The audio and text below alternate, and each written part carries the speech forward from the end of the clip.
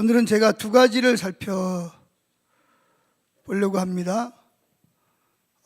찬양과 경배를 드리는 표현, 또 한 가지는 우리가 하나님을 찬양하고 경배할 때 일어날 수 있는 그런 여러 가지 일들에 대해서 살펴보려고 합니다.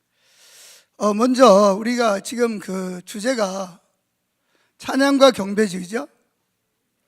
그러면 여러분, 찬양은 뭐고 경배는 뭐예요? 누가 한 분이 이야기해요. 찬양이 뭐예요? 늘 찬양하잖아, 그죠? 찬양에 대한 정의가 뭡니까? 예배는 하나님을 만나는 거죠. 아멘.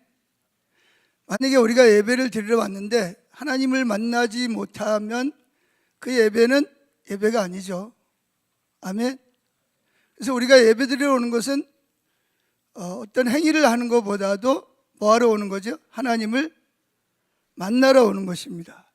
그래서 찬양이라는 말의 그 정의를 보면 하나님이 행하신 일, 천지를 창조하시고 우리가 타락했을 때 우리를 위해서 십자가에 죽으시고 부활하시고 지금도 하나님 보좌 우편에서 우리를 위해서 기도하시고 성령을 부어주시고 또 우리를 위해 천국을 예비하시고 또 우리를 다시 데리러 오시는 그 하나님께서 행하신 일과 또 하나님이 주신 은혜, 그것들을 인식하는 거예요. 인식하고 그것을 세 가지로 하나님께 드리는 것. 첫째, 말로 하나님께 드리는 것. 이게 이제 찬양입니다. 찬양. 두 번째는 노래. 하나님 정말 위대하십니다. 하나님이 행하신 일에 대해서 그분에게 찬사를 드리고 그분을 높여드리는 거예요.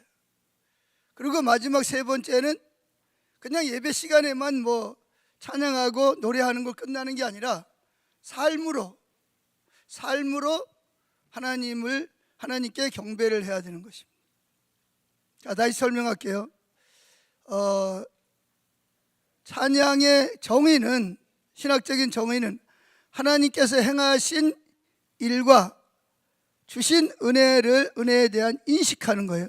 그리고 그것을 말과 노래와 삶으로 표현하는 행위를 뭐라 그래요?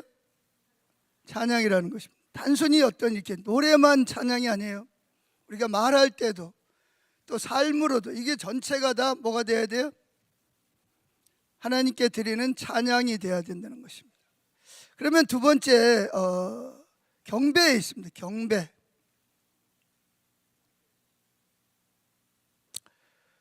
경배라는 말에 경배의 신학적인 의미를 설명하면 하나님이 어떤 분이신지를 인식해야 돼요. 여기서 중요한 말은 찬양과 경배에서 둘 다 중요한 것은 인식하는 거예요.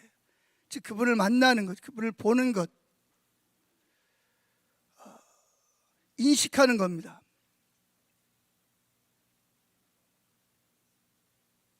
하나님이 누구신지를 인식하고 하나님 앞에 자신을 낮추어서 드리되 전인격적으로 헌신하는 겁니다.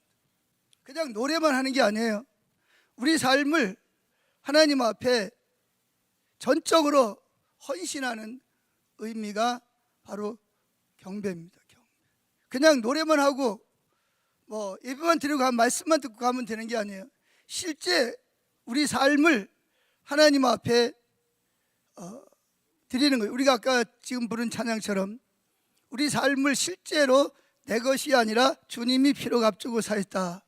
그렇기 때문에 이제 나를 위해 사는 게 아니라 나를 기쁘게 하는 삶이 내려지고 오직 하나님을 기쁘시게 하는 삶을 사는 것. 우리가 하나님을 기쁘시게 하려면 자기를 기쁘게 하는 것이 내려져야 된다고 여주호 목사님이 자주 강조하시잖아요. 우리는 하나님을 기쁘시게 하면서 동시에 나를 기쁘게 하려는 그런 자세가 있는 사람은 그건 찬양과 경배가 안 되고 있는 거죠. 그 하나님이 누군지 아직 잘 모르는 거예요. 인식이 안 되는 거예요. 그래서 이번에 주제가 찬양과 경배입니다. 근데 우리가 찬양과 경배에 대한 신학적인 정의를 좀 이해하고 넘어가면 좋을 것 같아서 말씀을 드리는데, 첫째, 두 가지를 말씀드린다 그랬어요. 첫째는 경배의 표현. 우리가 하나님을 경배할 때 어떻게 표현해야 될까라고 하는 거죠. 우리가 하나님 앞에 예배드리러 나오는 것은 어떤 하나님의 임재를 구해서 나오는 건 아닙니다. 뭘 구해서 나오는 건 아니에요. 우리가 찬양과 경배를 하는 것은 그 하나님은 찬양과 경배를 받으시기에 합당하신 분이기 때문에 찬양과 경배를 드리는 거예요. 아멘. 자, 찬양과 경배를 드리는 이유가 뭐라고요? 뭘 얻어내기 위해서 또는 하나님의 임재를 조건으로 하는 게 아니고, 하나님은 홀로 찬양과 경배를 받으시기에 뭐한 분? 합당하신 분이에요. 아멘. 거기에 어떤 조건이나 끈달린 헌신이 되면 안 됩니다. 그냥 하나님 그분 자체로, 그분이 우리를 창조하시고 우리를 구원하시고 또 우리를 위해서 천국을 예비하시고 우리를 데리러 오실 그분이 행하신 일에 대해서 그분은 홀로 찬양과 경배를 받으시기에 합당하신 분이에요. 이제 우리가 예배를 드리는데 여기서부터 이제 마음에서부터 올바른 자세가 되어 있지 않으면 실제로 찬양과 경배를, 즉 예배를 온전히 드릴 수가 없는 것이죠. 그래서 찬양과 경배를 드리는 예배의 한 부분은 온 몸으로 드리는 거죠. 특별히 우리가 하나님을 사랑하되 어떻게 사랑해야 된다 그래서 쉐마에 보면 신명기 6장 4절부터 9절에 보면 이스라엘아 들으라, 거기서 강조하는 게 뭐예요? 하나님은 오직 유일한 여호와시라는, 유일한, 우리의 예배를 받으시고 우리가 사랑해야 될 유일한 대상은 누구뿐이다? 하나님뿐이다. 왜? 그분이 먼저 나를 사랑해. 요한일서에 보면 하나님이 우리가 그분을 사랑하는 것이 아니라 그분이 먼저 우리를 사랑하시고 우리를 구원하셨기 때문에 그걸 인식을 하고 우리도 그분을 사랑하는 거예요. 아멘. 어떤 사람들은 하나님을 위해서 헌신하라면 좀 억울해해요. 왜 내가 하나님을 위해서 살아야 돼? 내가 왜 하나님을 위해서 참아야 돼? 내가 왜 하나님을 위해서 희생해야 되고 또 예물을 드려야 되고 시간을 드려야 돼? 그런 사람들은 아직 하나님이 누군지를 잘 모르는 거죠.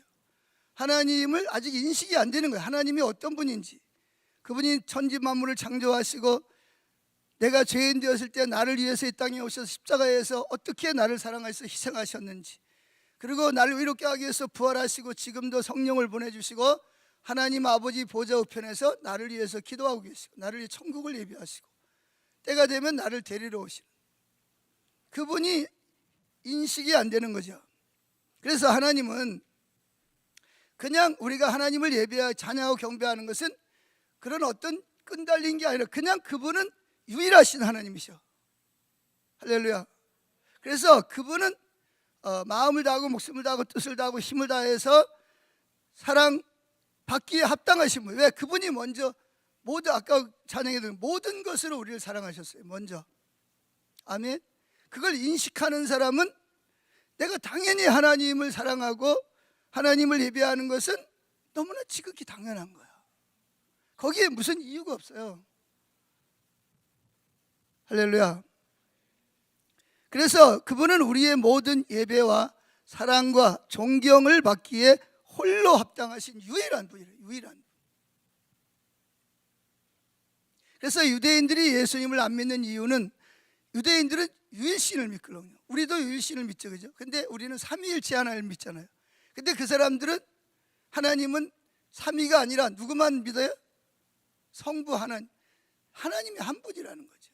우리도 하나님 한 분이라 그래요. 그래서 그들은 예수를 안 믿죠. 예수를 하나님이라고 믿지 않습니다. 그래서 우리가 하나님을 예배할 때 우리의 마음과 뜻과 성품을 다해서 하나님을 예배해야 하는 것입니다.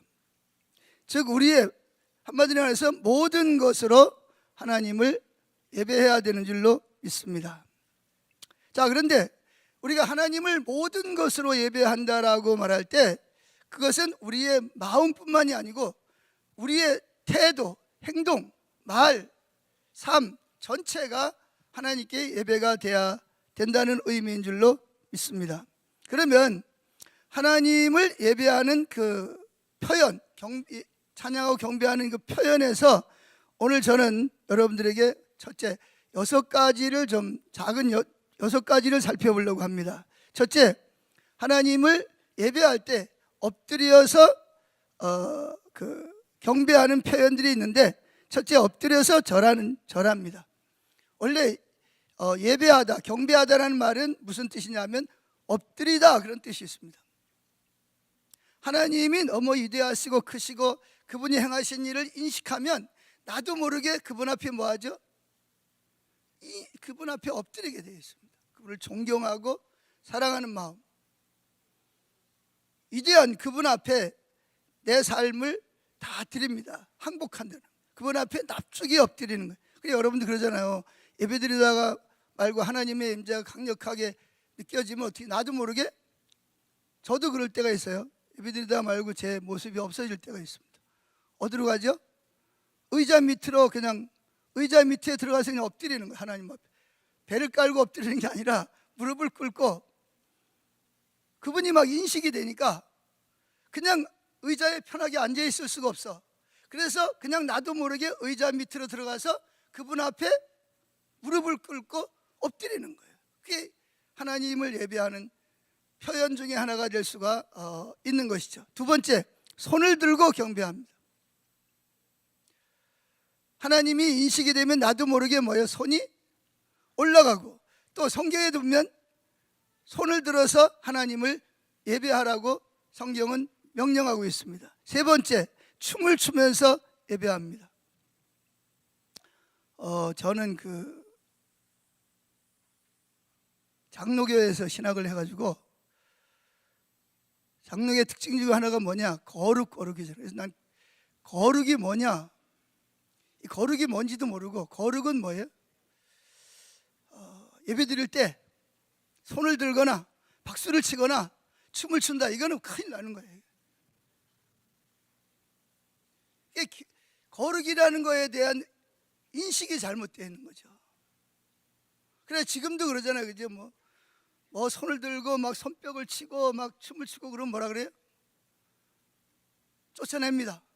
어디 거룩한 하나님 예배 드리는데 손뼉을 치고 소리를 지르고 춤을 추냐? 나가! 쫓아냅니다. 잘 알죠? 제가 아는 지금 캐나다에 가 있는 분인데, 그분이 신학교 다닐 때 이렇게 어느 인천에 있는 큰 장로교에 가서 초청을 받아가지고 이제 찬양에 대해서 이제 이렇게 찬양을 하는데, 그래서 그분은 조금 아니까 그래서 저 밑에다가 소강대상을 갖다 놓고 거기서 이제 기타를 치면서 찬양을 하는데 갑자기 어떤 장로님이 뚜벅뚜벅 나오더니, 전사님, 왜 그러세요? 어디 감히 여기서 기타를 들고 있냐고, 저쪽으로 가라고. 이게 거룩인 줄 아는 거예요. 그래가지고 이분이 또 겸손해가지고, 예, 장로님 알겠어요. 잠깐 무리를 일으키면 안 되잖아요. 그래가지고 저쪽 구석에 가가지고 기타를 치다가 왔다고 하소연을 하더라고요. 이게 뭐냐 하면, 특별히 저 같은 장로교에서 신학을 한 사람들은, 그래서 주일날 부르는 찬양이, 첫 번째 부르는 찬양이 뭐예요? 거룩 거룩 거룩. 저도 그게 당연한 거룩인 줄 알고 그렇게 배웠어요. 그렇게 또 했죠. 그러다가 찬양 경배한다고 그러고 그랬더니 교인들이 저를 보고 이단이라고 그러고 교회를 떠나고. 자, 춤을 추며 찬양, 이게 다 성경에 나와 있어요. 이제 조금 살펴볼 겁니다. 네 번째, 손뼉을 치면서 찬양을 하라 그랬습니다. 자, 어디 좀 유명한 사람이 오면 우리 뭐하죠? 다 일어나가지고 환영하고 막 손뼉을 치잖아, 그죠? 아멘. 그 다음에 소리를 치면서 예배를 합니다.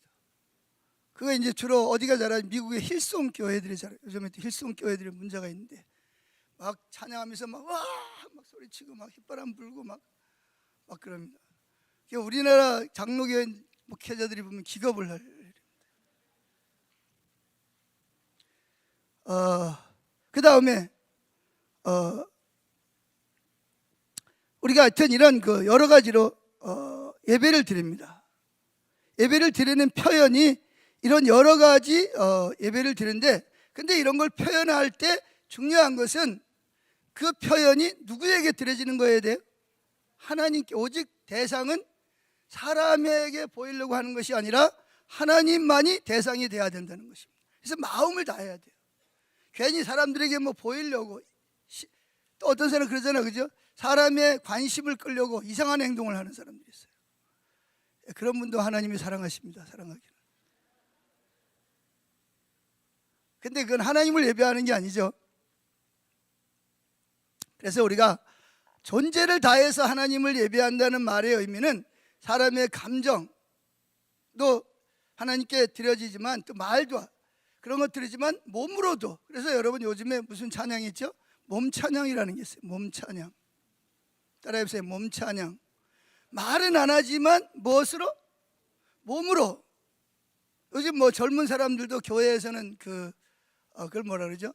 몸 찬양이라고 좀 그래가지고 학생들이 세상에 나가면 뭐 이게 뭐 K-팝이라 그러지 막 흔들고 그러는데, 근데 교회에서는 그런 걸 못하게 하니까 야 너희들도 하나님께 그렇게 해라. 사람들에게 보이기 위해서가 아니라 누구에게?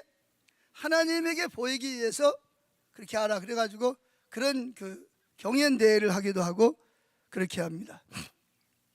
자, 그러면 첫 번째, 엎드려 절하며 하나님을 찬양하라, 이렇게 말하고 있습니다. 자, 우리가 하나님을 찬양하고 경배를 드리는 하나의 표현으로서 엎드려 절하는 것입니다. 경배라는 말 자체가 하나님을 경외함으로 그분 앞에 그냥 서 있을 수가 없어.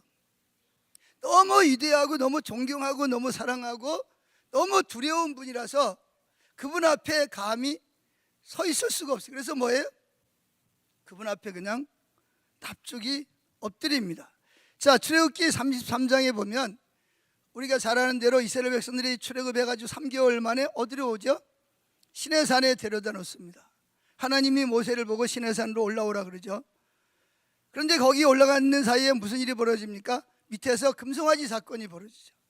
그래가지고 모세가 급히 십계명을 받아가지고 내려와서 보니까 그 모양이 돼가지고 십계명 돌판을, 하여튼 모세도 한가락, 성질이 한가락하는 그 하나님에 대한 열정, 하나님에 대한 질투가 있어요. 제가 우리 그 여주보 목사님을 보면서 제가 참 한 가지 부러운 게 뭐냐면, 그분은 하나님의 질투가 있어가지고 하나님 뜻에 합당하지 않으면 그냥 뭐예요? 예, 하여튼 그래요. 사실 저는 잘 못 그럽니다. 저는 왜 그러냐면 하나님에 대한 질투가 별로 없어가지고 내가 이러면 또 저 사람 또 시험 들면 어떡하나. 그래가지고 지난번에도 제가 찬양 경배하는데 막 너무 막 힘들어가지고 제가 한마디 했거든요. 그랬더니 그 다음 날로 찬양 경배를, 찬양 인도를 내려놓더라고. 여기서도 그런 경력이 있는 분 없는지 모르겠네요. 그게 왜 그러냐면 하나님에 대한 질투 때문에 그러는 거예요. 하나님에 대한 질투가 뭔지 아세요? 사람의 질투가 아니라 하나님에 대한 질투 때문에 그렇게 하는 거죠. 견딜 수가 없는 거예요. 저도 어떤 데 예배 드리다 보면 그냥 정말 예배 드리다 말고 그냥 목사만 아니면 그냥 나가고 싶을 때가 정말 많습니다. 근데 내가 담임 목사니까 나가진 못하고 속은 막 부글부글 끓어. 찬양해야 되는데, 경배해야 되는데 막 속이 막 부글부글 끓어. 순서도 지멋대로고 하면서 막 사람들 막 뭐죠? 관심 끌으려고 막 그런 막 속에서 막 불이 막 올라와. 근데 여주 목사님은 한마디 하는데 저는 또 시험 들을까 봐 하나님보다 교인을 더 사랑해가지고 그럴 때가 있습니다. 자, 그래서 모세가 이제 산에 올라갔다 십계명 깨트리고, 그리고 이제 하나님께서 모세와 만나죠. 그래서 하나님 다시 올라와라. 이번에는 네가 돌판을 뭐 해가지고 와라? 깎아가지고 와라. 그래, 두 개를 들고, 내가 보기엔 그거 모세가 시내산 올라간다고 정말 고생 좀 했을 것 같더라고요. 왜? 제가 시내산을 갔다 왔거든요. 올라갔다 왔어요. 나귀를 타고 가도 힘든데 돌판을 두 개를 이래 쥐고 올라간다고 생각을 해보세요. 그래서 새벽에 올라갑니다. 해가 뜨면 더워서 도저히 못 올라가요. 근데 그걸 돌을 두 개를 끌어안고 올라갔다고 생각을 해보세요. 그 모세가 아마 땀으로 아마 범벅이 됐을 것 같아요. 그래 올라가가지고 거기서 이제 이스라엘 백성들을 죄를 위해서 하나님 앞에 기도합니다. 그리고 이제 하나님 앞에 기도하면서 하나님이 뭐라고 기도하죠? 33장에 보면 가나안 땅에 같이 안 가겠다 그랬더니 하나님, 그러면 우리를 여기에서, 거기가 어디냐? 가보신 분은 알겠지만 모래사막이에요. 나무도 없어요. 나무 군데군데 아주 아카시아 나무밖에 없어요. 여기서 하나님의 임재가 있는 여기서 사는 것이 뭐다? 하나님의 임재가 없는 적박거리 흐르는 가나안 땅보다 하나님의 임재가 있는 여기 살겠습니다. 그랬더니 하나님이 뭐 감동이 돼가지고 내가 가리라. 끝난 줄 알았어요. 하나님 가면 되잖아, 그죠? 근데 모세는 그걸로 만족하지 않습니다. 뭐라 그러죠? 유명한 말이 있잖아요. 하나님 따라합시다. 하나님의 영광을 내게 보이소서. 뭐라고요? 나는 하나님의 임재로 같이 가는 것만 가지고는 안 되고, 나에게 하나님이 어떤 분인지, 하나님의 영광이라는 말, 하나님의 영광은 너무 엄청나가지고 다 설명할 수가 없지만, 하나님의 영광의 핵심이 뭐죠? 하나님의 백성들을 향한 사랑과 자비와 긍휼과 은혜와 용서와 사랑입니다. 그 하나님의 영광을 보여달라는 거예요. 그랬더니 하나님이 뭐라 그러죠? 너 나 보면 죽어. 근데 모세는 뒤로 물러서지 않죠. 하나님의 영광 좀 봐야 되겠다는 거예요. 그래가지고 하나님이 그럼 너 다시 돌판 깎아가지고 올라와. 그래가지고 하나님이 뭐하죠? 모세를 죽을까봐 손으로 감싸고 뭐만 보여주죠? 지나가면서 뒷모습만 보여요. 살짝 뒷모습만 보여요. 그러면서 뭐죠? 여호와로라 여호와로라. 그러면서 뭐예요? 그는 은혜롭고 사랑이 많으시고 자비롭고 긍휼이 많고 죄를 용서하시고. 뭘 표현하죠? 하나님의 영광을 보여달라는데 하나님의 성품을 보여주십니다. 아멘. 하나님의 성품을 보여주시니까 모세가 그때 행한 행동이 뭔지 아세요? 하나님의 그 뒷모습만 살짝 봤는데 그 영광을 보자마자 모세가 한 행동이 뭐였어요?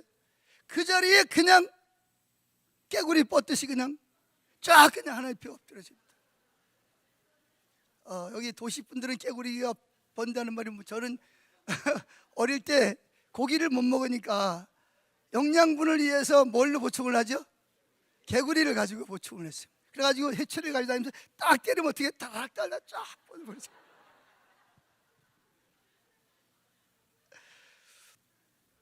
그게 뭐냐? 경외하는 마음.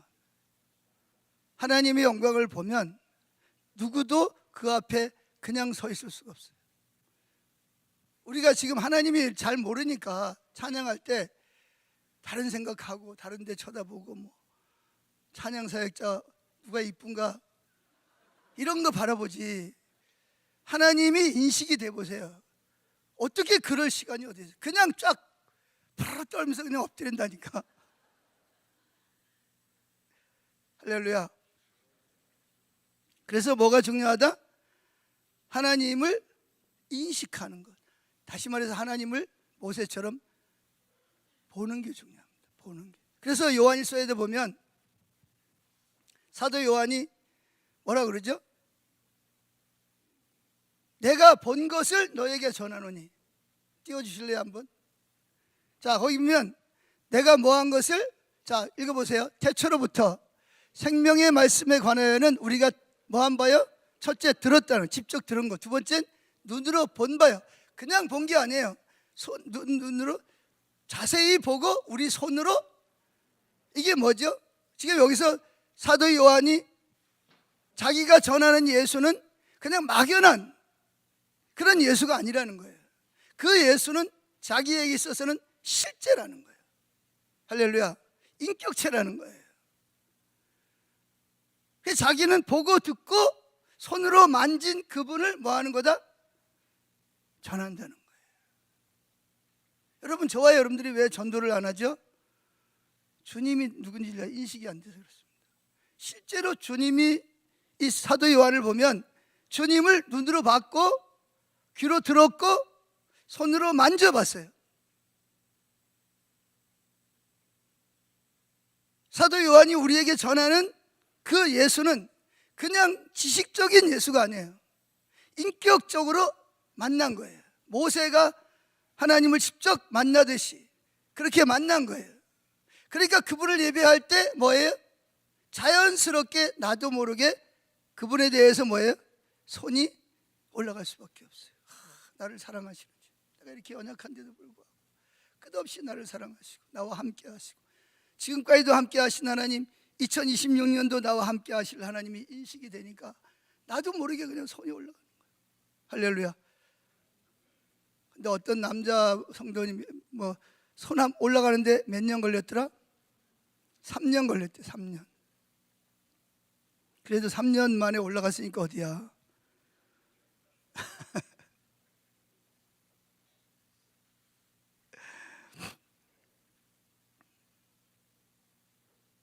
자, 시편 134편 1절 2절 보겠습니다. 시편 134편 1절 2절 시작. 보라, 밤에 여호와의 성전에 서 있는 여호와의 모든 종들아, 여호와를 송축하라. 성소를 향하여 너희 손을 들고 여호와를 송축하라. 할렐루야. 뭐를 하라고요? 송축할 때 하나님이 인식이 되면 온 몸으로 하나님을 예배하는 거예요. 나도 모르게 손이 올라가. 아멘. 자, 성경에 보면 디모데전서에 보면 남자들에게 이야기를 합니다. 디모데전서 전서에 보면 남자들에게 그 이야기를 하면서 이렇게 말하죠. 디모데전서 2장 8절에 읽어봅니다. 그러므로 각 처에서 남자들이 분노와 다툼이 없이 거룩한 손을 들어 기도하기를 원하노라. 아멘. 자, 여기서 기도나 찬양이나, 기도는 그냥 하나님께 기도하는 거라면 찬양은 뭐예요? 기도에다가 뭘 붙인 거예요? 곡을 붙여서 하나님을 찬양하는 것이 된다는 것입니다. 그래서 우리가 하나님을 찬양할 때 손을 들고 찬양한 것을 볼 수 있고, 또 그렇게 손을 들고 뭐 하라고요? 하나님을 찬양하라. 근데 여러분 중에 그런 분이 꼭 손을 들고 기도해야 됩니까? 참 찬양해야 됩니까? 아니요, 손 안 들어도 괜찮아요. 다리 들어도 괜찮고. 근데 그 손을 드는 표현은 뭐죠? 그것은 하나님에 대한 감사와 감격, 기쁨. 그분을 찬양하는데 그냥 목소리로만은 안 돼. 그러니까 뭐가 올라가요? 하나님에 대한 사랑의 표현으로, 그분을 경외하는 표현으로, 그분을 좋아한다는 표현으로 나도 모르게 손을 들고 하나님을 찬양하게 된다는 것입니다. 자, 세 번째, 하나님을 우리가 찬양하고 경배할 때 표현할 수 있는 것은 춤을 추며 그랬습니다. 자, 출애굽기에 보면 15장에 보면 애굽을 나와가지고 이제 어디로 옵니까? 홍해로 하나님이 인도를 하십니다. 그 홍해 앞에서 딱 데려다 놓고 누굴 데리고 오죠? 바로 왕의 군대를 끌어들입니다. 이제 이스라엘 백성들은 어디 있어요? 뒤에는 애국 군대 병거들이 쫓아오고 앞에는 넘실거리는 붉은 바다가 있습니다. 뭐 배도 없고 다리도 없고. 근데 저쪽은 병거를 타고 오고 군사들입니다. 자, 그럴 때 어떻게 합니까? 하나님께서 밤새도록 동풍이 불게 하셔서 모세로 손을 들게 하시고, 그래서 뭐예요? 모세의 기적이라고 하는 홍해 붉은 바다가 어떻게 했어요? 쫙 갈라져요. 그래서 제가 200만 명이 건너가려면 얼마만큼 갈라져야 되나 제가 계산을 좀 해봤습니다.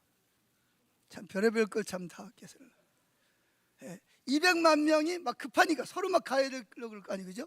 그럼 200만 명이 건너가려면 최소한도 뭐 조금 이렇게 줄을 지어 간다 그러더라도 몇 킬로?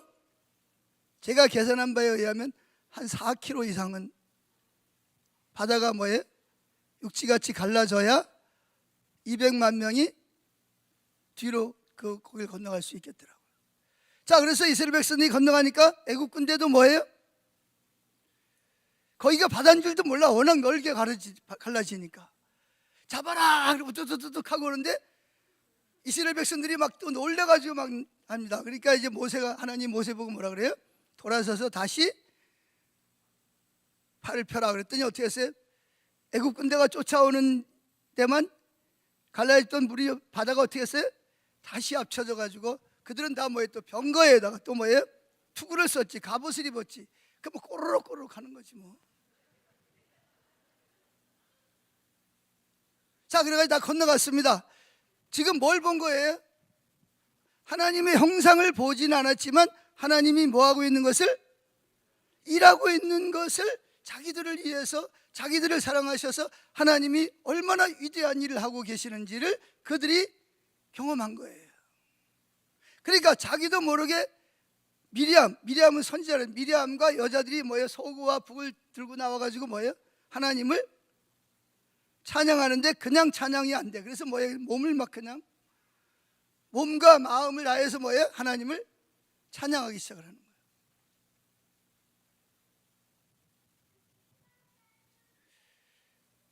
자, 우리는 그 하나님을 찬양했다는 이야기 어제 또 여주모 목사님 오전에도 이야기를 하셨는데 다윗이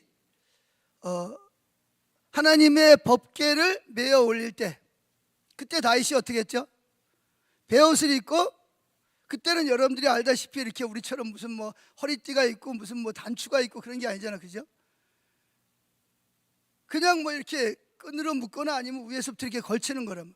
근데 막 너무 막 신나가지고 막 다윗이 하나님 법궤가 자기가 있는 다윗성으로 들어오는 그걸로 인해 가지고 너무 막 신나가지고 좋아가지고 어떻게 감당이 안 되니까 막 그냥 덩실덩실 춤을 추는 거예요. 일어나서 한번 춤 좀 춰보실래요? 하나님 앞에서 얼마나 정신없이 하나님께 집중을 했는지 뭐가 벗어진 줄도 모르고 옷이 그냥 흘러가지고 내려간 거예요. 지금으로 말하면 뭐만 남은 거예요? 팬티만 남은 줄도 모르고 그냥 춤을 추는 거예요.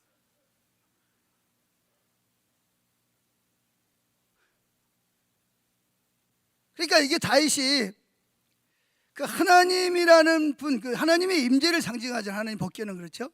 하나님의 임재가 지금 자기를 향해서 오고 있는 것을 인식한 거예요. 그러니까 그냥 뭐 옷이 벗어져서 사람들이 뭐라고 그러든 그게 중요한 게 아니야. 그래가지고 막 그 미갈이 막 창으로 막 내다보다가, 미갈은 또 뭐예요? 다윗의 큰딸이잖아요. 근데 그걸 내다보면서 참 사울의 큰딸, 미안합니다. 나 그럴 때가 있어요 또. 자, 그래가지고 이제 같이 나가서 예배를 드려야 되는데 구경꾼으로서는 이 예배 시간에도 꼭 구경꾼이 있어요. 지금도 혹시 구경꾼 계시는지 모르겠어. 구경꾼이 있어. 구경꾼은 뭐 하는 거예요? 누가 뭐 하나. 더군다나 이제 내가 좋아하는 사람 다윗이 이제 저 보고 있는데 다윗이 지금 뭐 하고 있어요? 덩실덩실 춤을 추는데 갑자기 뭐가 흘러내려? 옷이 스르륵 하고 그것도 모르고 막 그냥 춤추니까 미갈이 자기가 살아가는, 더군다나 왕인데 저기 미쳤나 저기 제정신인가 저기 막 이런 속에서 막 불이 막 올라오는 거예요.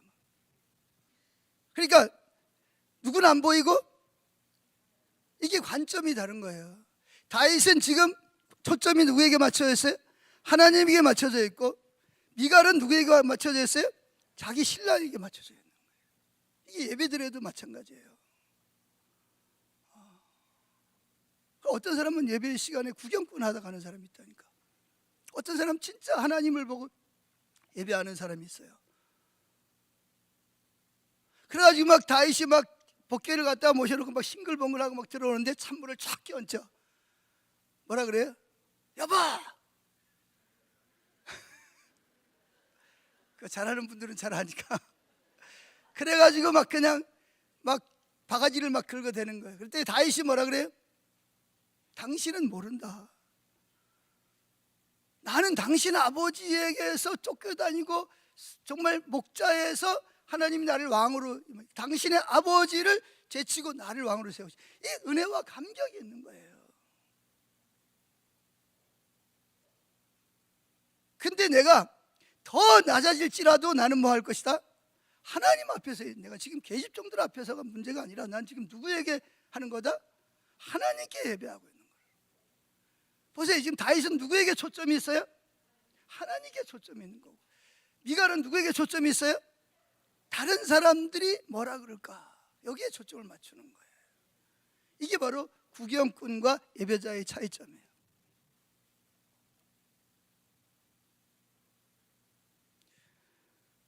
근데 저는 참 할 말이 없어요. 이걸 보면서 제 모습을 보면, 저를 보면 하나님도 의식하지만 때로는 뭐예요? 사람을, 교인들을 더 의식할 때가 많아요.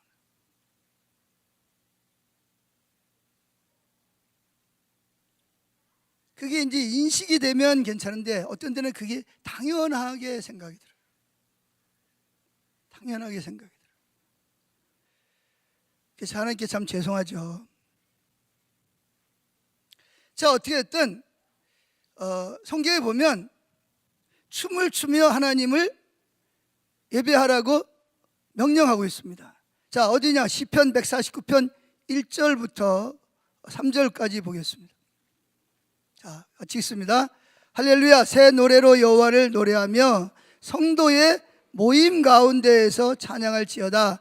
이스라엘은 자기를 지으신 이로 말미암아 즐거워하며 시온의 주민은 그들의 왕으로 말미암아 즐거워할지어다. 그 다음에 뭐였어요?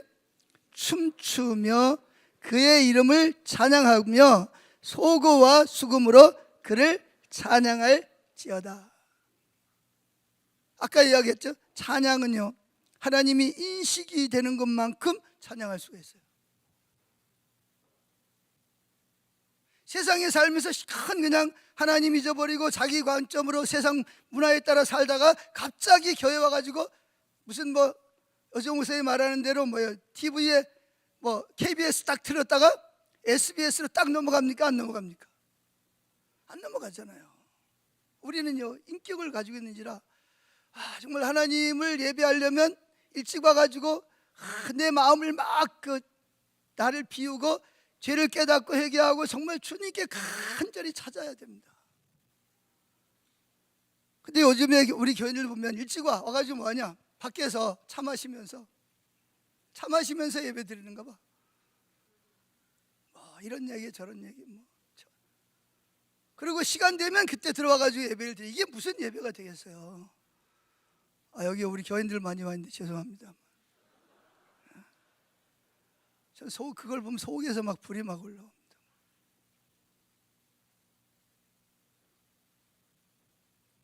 여기 보면 뭐 하면서? 즐거워하며. 춤출 때는 언제 춤을 춰요? 즐거우니까 춤을 추지. 왜 즐거워해요? 하나님 그분의 사랑을 깨달아지니까. 그분이 여기 계시고 그분이 나를 사랑하시기 때문에 마음이 즐거운 거예요. 할렐루야. 자, 그 다음에 손뼉을 치면서 찬양과 경배를 표현할 수가 있습니다. 어디를 보냐? 시편 47편 1절 2절을 봅니다. 시편 47편 1절 2절 시작. 너희 만민들아 손바닥을 치고 즐거운 소리로 하나님께 찬양할지어다. 지존하신 여호와는 두려우시고 온 땅에 큰 왕이 되심이로다. 왕중왕이잖아요. 그래서 그분을 찬양하고 예배할 때 뭐라고요? 누구만이 아니라 모든 만민들은 하나님을 손바닥을 치면서 하나님을 찬양해요. 그럼 우리가 왜 하나님을 손바닥을 치면서 하나님을 예배해야 될 이유가 뭐예요? 그것은 하나님의 행하신 일들이 너무나 위대하고 그분 자신이 너무나 뛰어나신 분이고 아름다우신 분이라서 그냥 예배를 드릴 수가 없어요. 아멘. 그래서 박수를 치면서 하나님이 오심을, 하나님 되심을 노래 온 몸으로 예배를 드려야 되니까. 자, 그 다음에 다섯 번째, 큰 소리로 외치는 겁니다. 우리나라는 유교적인 관습이 있어요. 세계관이 있어가지고 아무리 뭐 애들도 그러잖아, 그죠? 애들도 사랑하죠. 사랑은 뭐 해야 된다? 사랑은 마음으로 하는 거지. 꼭 표현해야 돼. 그래서 부인들은 뭐라 그래? 여보, 나 지금 사랑한다고 한번 해봐. 남편들이 뭐라 그래? 왜 쑥스럽게 그래? 마음으로 사랑하면 되지, 꼭 말로 해야 돼? 하나님은 말로 하기를 원하십니다. 하나님이 여러분들이 사랑한다고 고백 듣기를 원하시고 몸으로 손뼉을 치면서 내가 정말 하나님을 사랑합니다, 찬양합니다, 외치고 막 소리를 지르고 찬양을 하고.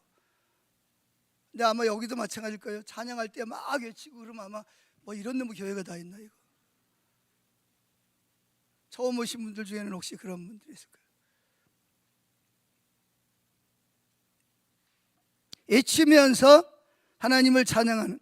자, 어디 보냐? 시편 47편 1절 읽어봅니다.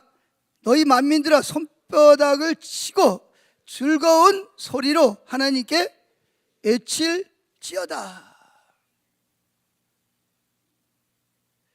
그 다음에 어디를 보냐?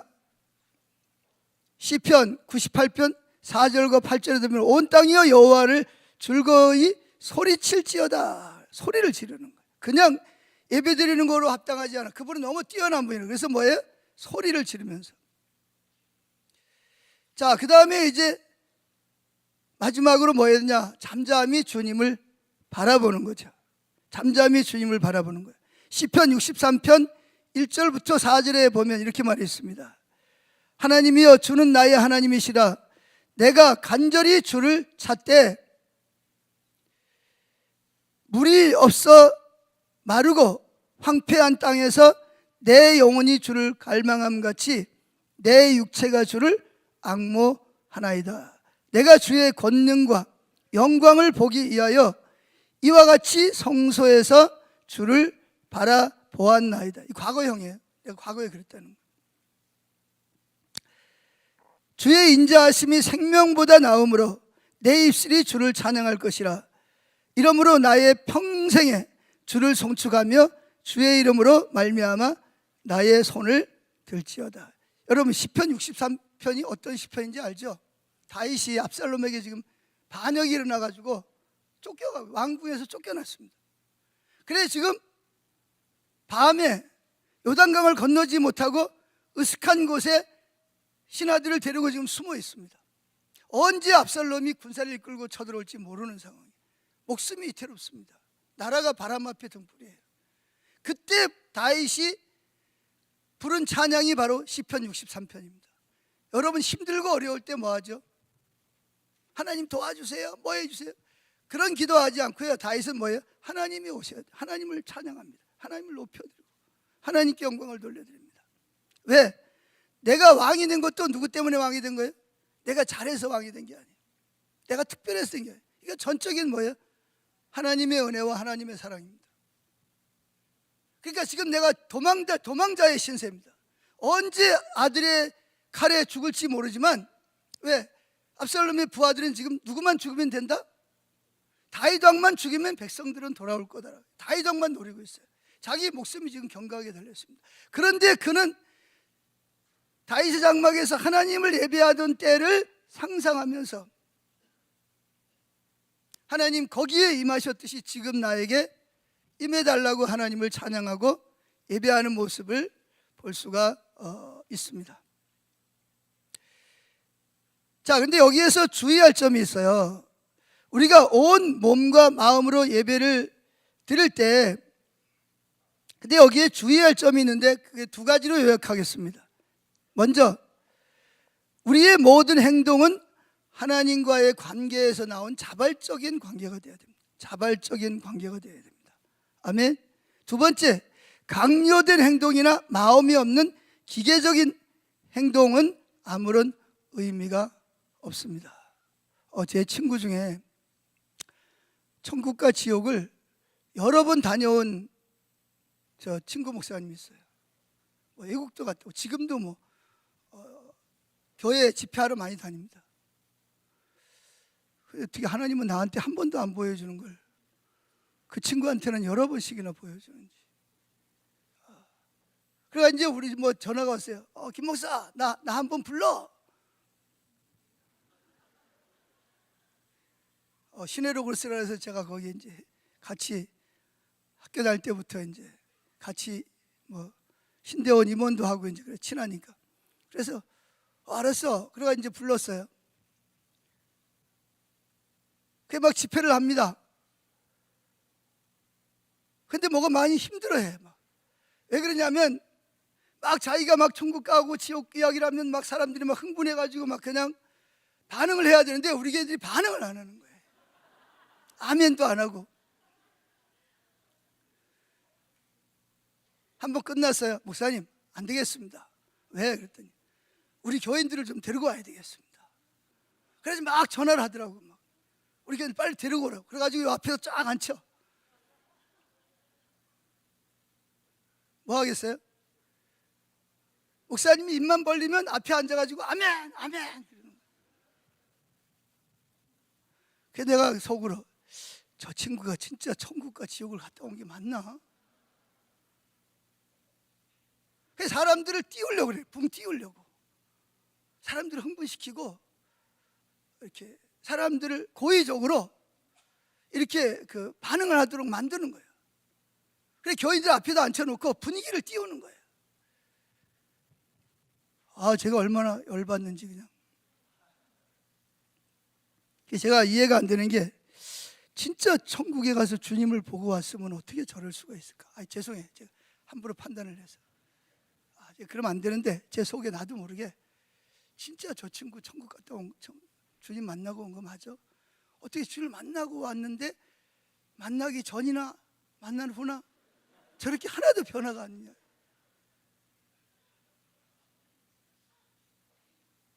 제가 죄를 졌어요. 그래가지고 그 다음에는 목사님 안 불러? 바빠. 다시는 이제 안 부르는 거죠. 자, 찬양과 경배건 아니면 설교건 성령의 사역이건 사람들의 감정에 직접적으로 호소해서 분위기를 맞추려고 노력하는 것은 그건 정말 전적으로 타락한 예배입니다. 근데 문제는 그것이 얼마나 타락된 예배인지를 인식을 못하는 거예요. 이게 참 슬픈 거예요. 그래서 로이든스 목사님이 이렇게 말했습니다. 한번 띄워주세요. 같이 한번 읽어볼까요? 사람들을 흥분시킬 수 있는 것이 많습니다. 방송에서 축구 중계를 하는 것을 들으면 흥분되는 것, 동물적인 흥분을 알게 될 것입니다. 소리치되 결국은 자기 목이 쉬기까지 고함을 칩니다. 그것은 순전히 육체에 속한 것입니다. 예배와 종교의 영역에도 그러한 것이 올 수 있습니다. 다시 어떤 사람들이 있는데 그런 것이 필요하다고 생각하는 것 같습니다. 그들은 일부러 고의적으로 그 일을, 그러니까 흥분하는 일을 만들어내고 산출합니다. 그게 다 기획되어 있어. 쇼처럼 계속 있습니다. 그들은 자기들이 하고 있는 일이 무엇인지를 알지 못하는 흥분된 상태로 사람들을 몰아가면서 사람들이 매우 행복하다고 상상하게끔 만드는 거예요. 막 분위기를 띄우면 사람들이 행복할 거라고 혼자 상상하는, 찬양 사역자들이 이게 실수를 많이 하는 게 이거잖아요. 내가 이렇게 하면 교인들이 막 흥분하면 행복할 거야 착각을 하고 있는 거예요. 그러니까 찬양과 경배가 뭔지 정의조차도 지금 모르고 찬양 경배를 하고 있는 거예요.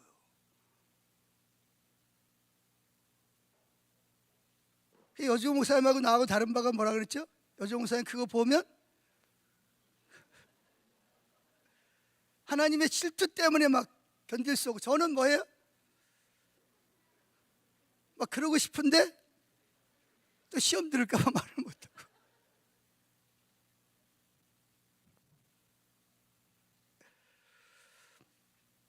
자, 그 다음 말이 아주 중요합니다. 그러나 그것은 어디에 속한 것이다? 육체에 속한 것입니다. 육신적인 기쁨입니다. 로이드스 목사님 이거를 지극히 타락한 예배의 모습이라고 정의하고 있습니다. 설교건, 기도사역이건, 찬양과 경배건 무엇을 하더라도 우리의 대상은 누구죠? 오직 하나님이 돼야 됩니다. 그래서 그분이 인식이 안 되면 뭐 해야 돼요? 왜 하나님의 인식이 안 됩니까?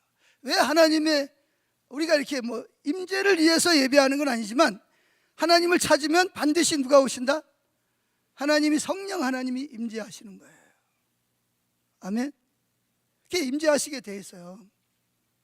그래서 저 같은 경우에도 어떤 데는 예배 드리다 보면 하나님의 임재가 막 없을 때가 있잖아요. 그럼 뭐 하죠? 찬양 안 하고 회개합니다. 하나님, 뭐가 문제입니까? 제가 뭐 잘못한 게 있습니까? 왜 하나님이 인식이 안 되고 왜 하나님의 임재가 없습니까? 그래 막 하나님 찾습니다. 막 나를 돌아보고 내가 뭐 회개할 부분이 나 깨달아지면 또 회개하고 막 하나님, 그래도 인식이 없어요. 그리고 어떤 데는 나도 모르게, 제가 특별해서 그런 게, 나도 모르게 막 그런 갈망 때문에 하는, 저 죽이시려고 그러세요? 예배 누구 만나는 거죠? 하나님 만나야 돼. 하나님이 안 오시잖아요. 그럼 막 속에서 막 갈증이 막 생기는 거죠. 하나님 저 죽이려고 그러세요? 주님 좀 살려주세요. 주님 좀 제발 좀 오세요. 찬양과 경배하면서 막 그런 고백이 막 나오는 거예요.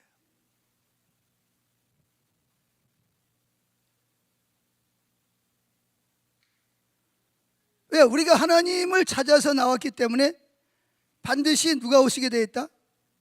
하나님이, 하나님을 갈망하고 찾는 자들에게 뭐 하게 되었어요? 오시게 되어 있잖아요. 야고보서 4장 8절에 뭐라 그랬어요? 하나님을 가까이 하라. 그리하면 너희를 가까이 하라. 하나님을 가까이 하라. 그리하면 누가? 하나님이 너희를 가까이 하시. 그러니까 이 말은 우리가 하나님을 찾으면, 찾아 나오면 그분이 뭐 하신다? 오신다는 거예요. 근데 그분을 찾는데도 불구하고 그분이 안 오셔. 그럼 어떻게 하죠?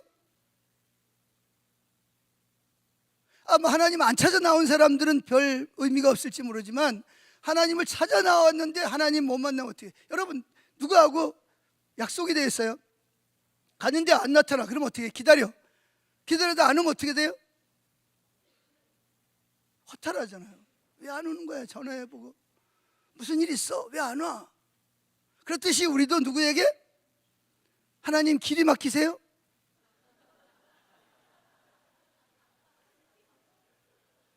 자가용을 타고 오세요. 그러면 이렇게 하나님 앞에 뭐 해야 돼요?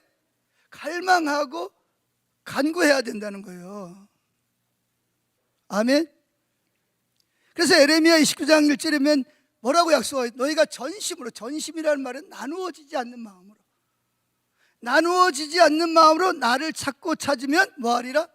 만나리라. 그래서 우리가 경배할 때, 지금까지 이제 하나님을 경배의 표현에서 말씀드리면, 두 번째로 하나님을 그렇게 찬양하고 경배할 때 성령님이 오시면 나타나는 현상들, 나타나는 일들이 있습니다. 물론 우리 현상을 위해서 예배하진 않아요. 아멘. 그런데 반드시 그분이 오시면 그분이 오신 생명이, 포도나무 가지가 포도나무 붙어 있으면 저절로 열매가 맺히듯이 우리가 그렇게 하나님이 기뻐하시는, 하나님을 갈망하고 전심으로 찾으면 하나님이 반드시 임재하시고 오시게 되어 있다는 겁니다. 아멘. 근데 하나님이 우리 가운데 오셔서 일하시면 하나님은 하나님만이 할 수 있는 많은 좋은 일들이 우리 가운데서 나타나는데, 그걸 뭐래요? 생명이라는, 생명이 나타난다. 생명. 하나님 그분이 생명이고 예수님이 생명이고 성령님이 생명인 줄로 믿습니다. 아멘. 물론 우리는 그분을 그런 걸 위해서 예배하지 않지만 하나님 수단이 아니기 때문에, 그러나 우리가 하나님을 찾고 갈망하고 구할 때 반드시 그분이 오시고 그분이 오셨다는 생명의 증거가 우리 가운데 나타나는데, 몇 가지 살펴보겠습니다. 첫째, 그분이 오셨다는 증거로 무슨 일이 나타나냐? 가장 흔하게 나타나는 일이 회개하는 일이 나타납니다. 회개. 두 번째, 하나님의 약속과 비전과 소명, 하나님 나를 지금 어디로 인도하고 계시고 우리 교회를 어디로 인도하고 계시고 하나님이 약속하신 것이 뭔지 선명하게 그분이 오시면 그게 다시 조명되고 깨달아지는 거예요. 세 번째는 하나님이 임재하시면 죽었던 영혼들이 거듭나는 역사가 일어납니다. 새 생명의 역사가 나타나요. 그분은 생명이니까. 할렐루야. 네 번째, 그분이 오시면 치유가 나타납니다. 치유가 나타나요. 예수님이 가시면 뭐예요? 귀신이 떠나가고 병이 고쳐지고 문득병자가 가시고. 왜 그러죠? 그 사람에게 없던 생명이 예수님이 생명이기 때문에 예수님이 그곳에 가시니까 그 저주와 사망과 멸망이 떠나가는 거예요. 그리고 새 생명의 역사가 그 사람에게 나타나듯이 우리 가운데도 마찬가지, 우리가 예배 가운데도 그런 치유가 나타납니다. 할렐루야. 다섯 번째, 하나님의 사랑과 평강, 기쁨 그리고 위로가 우리에게 임합니다. 마음이 너무 상했어. 너무 힘들어 지금. 소망도 없고 절망이야. 막 미움, 시기 질투, 원망 막 그런 것 때문에 이러면 안 되는 줄 아는데 그게 내 마음대로 안 되잖아요. 근데 하나님이 오시면 그런 생각이 마치 서풍이 불면 뭐예요? 메뚜기 떼를 바다에다가 몰아서 집어넣듯이 내 마음속에 막 부정적인 생각, 막 그런 생각들이 성령의 바람을 통해서 싹 나일강으로 갔다 메뚜기를 몰아넣듯이 더 나가고, 반대로 평강과 기쁨과 하나님의 사랑이 깨달아지고 느껴, 내가 사랑받고 있구나, 하나님 나와 함께하고 있구나. 하나님이 여호수아에게, 여호수아 1장 9절, 지금 이제 새로운 땅에 들어가야 됩니다. 하나님이 나타나서 뭐라 그러죠? 여호수아야, 두려워하지 말라. 왜 두려워하지 마냐? 내가 어디로 가든지 너와 함께 할 것이다. 2026년도 여러분들이 어디로 가든지 하나님이 여러분이 함께 하심을 믿으시기를 축복합니다. 여섯 번째, 다양한 성령의 은사가 나타납니다. 뭐가 나타난다고요? 다양한 성령의 역사가 나타나는 것을, 그게 생명으로 나타나는 거예요. 하나님이 오셨다는 증거로 그분의 생명이 나타나는데, 그게 바로 지금 오늘 말씀드리려고 하는 일입니다. 여러분, 교회 예배 가운데 이런 일이 나타나야 돼요, 안 나타나야 돼요? 나타나야 되죠. 근데 안 나타나는 것은 뭐가 지금 문제죠? 지금 뭔가 예배가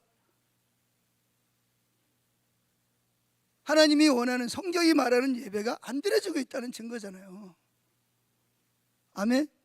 자, 여러분이 이 말씀을 들으면서 우리 교회에서는 과연 이런 생명의 역사가, 이런 열매가, 이런 놀라운 일들이 나타나고 있는지, 안 나타난다면 왜 안 나타나는지 고민해야 될 줄로 믿습니다. 목회들도 마찬가지고 개인 성도님들 개인적으로도 마찬가지. 첫째, 예배할 때 우리가 하나님을 찾으면 하나님이 오시게 되어 있어요. 그분이 오시면 제일 먼저 나타나는 게 뭐냐 하면 회개입니다. 회개. 성령이 일하시는 것 중에서 하나가 뭐죠? 요한복음 4장에서 내가 가면 가는 것이 너에게 유익하다. 왜 내가 가면 누굴 보낸다? 보혜사 성령을 보낼 거니까, 보혜 성령이 오면 의에 대해서, 심판에 대해서, 죄에 대해서 너희를 뭐 할 것이다? 알게 할 것이라는 것입니다. 그러니까 이게 성령이 오시면은요,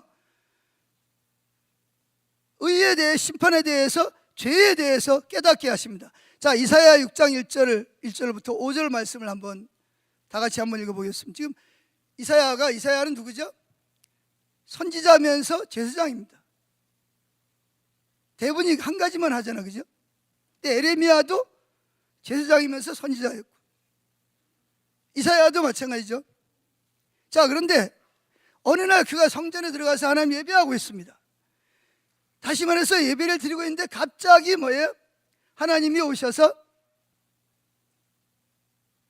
하나님이 여기 이 성전에 옷자락으로 가득한 그 영광을 본 거예요. 자, 그랬더니 무슨 일이 있냐? 제일 먼저 깨달아지는 게 뭐냐면 하나님의 영광을 보는 순간 자기 죄가 생각이 나요. 자기가 입술이 부정한 백성 중에서 자기가 있다는 것이. 그러니까 참 이사야는 참 대단한 사람입니다. 저 같으면 머리부터 발끝까지 다 죄로 똘똘똘 뭉쳐있을 텐데 이사야는 뭐만?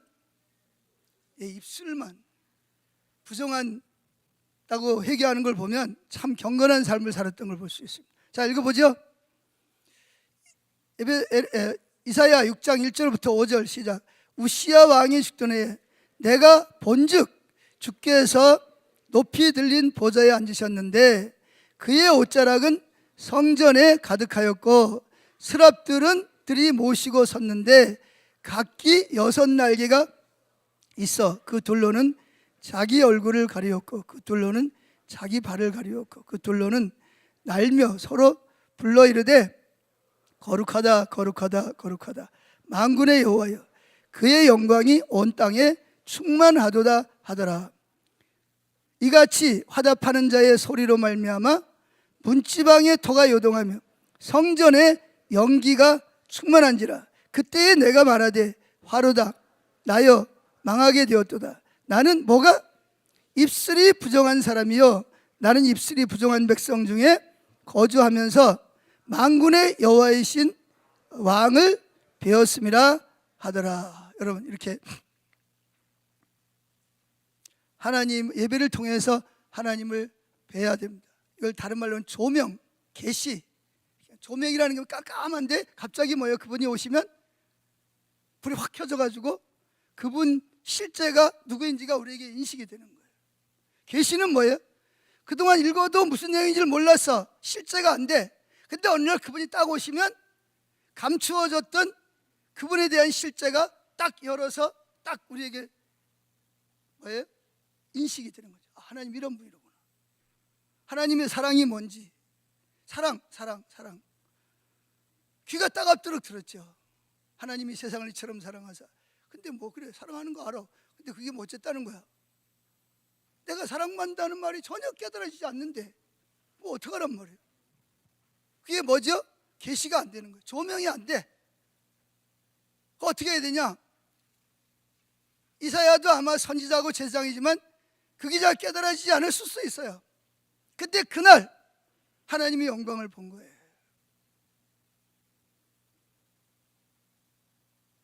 여기 보면 본즉 배웠습니다. 뭘 강조하죠? 본 것을. 사도 요한도 요한일서에서 보고 듣고 만지고 뭐예요? 주님 그분의 실제를 본 사람은 막 자랑하는 거야. 막 자랑하는 거야. 제가 그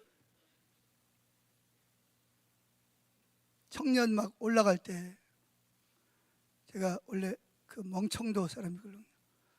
멍청도 사람입니다.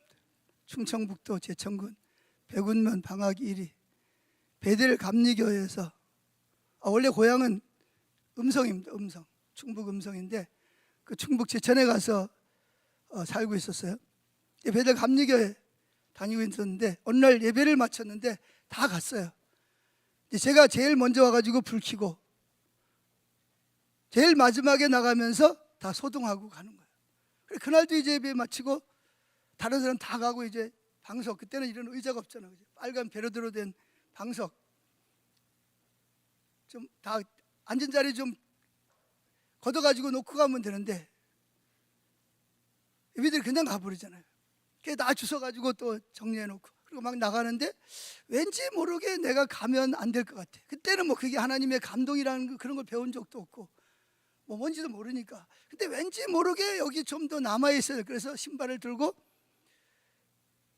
하다가 신발을 놓고 와가지고 캄캄한데 베르드로 된 빨간 방석 한 4개 정도 갖다가 딱 깔고 양반다리 하고 앉아 있는 거야.